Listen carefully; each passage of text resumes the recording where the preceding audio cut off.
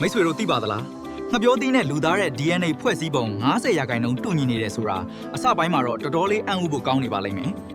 ဒါပေမဲ့ဒီအချက်ဟာကျွန်ုပ်တို့ခန္ဓာကိုယ်ရဲ့တဝက်ကငှက်ပျောသီးနဲ့တွားတူနေတာမျိုးမဟုတ်ပါဘူး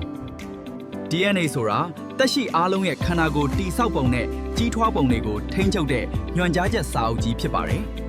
လူနဲ့ငှက်ပျောသီးဟာအပြင်ပန်းမတူပေမဲ့ဆဲလ်တွေနဲ့ဖွဲ့စည်းထားတဲ့တက်ရှိတွေဖြစ်ကြလို့အခြေခံလှုပ်ဆောင်ချက်ချင်းတူပါတယ်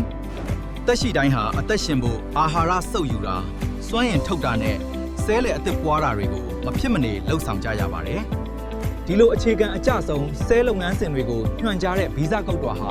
အပင်မာရောလူမာပါအတူတူပဲဖြစ်နေရပါတယ်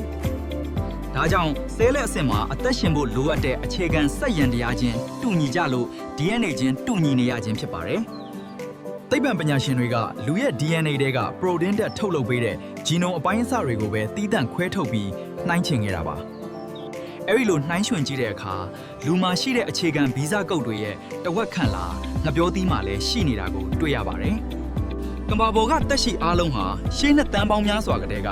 ဘုံဘိုးဘွားတစ်ခုတည်းကနေဆင်းသက်လာကြလို့ DNA ချင်းတူကြတာပါဥပမာအားဖြင့်လူသားဟာလူဝံနဲ့ဆိုရင်68%ကြွက်နဲ့ဆိုရင်85%အထိ DNA တူညီပါတယ်အနှစ်ချုပ်ရရင်ငှက်ပျောသီးရဲ့ cell တွေအသက်ရှင်ဖို့သုံးတဲ့ဗီဇကုတ်တွေနဲ့လူသားတွေရဲ့ဗီဇကုတ်တွေတဝက်ခန့်တူညီနေခြင်းဖြစ်ပါတယ်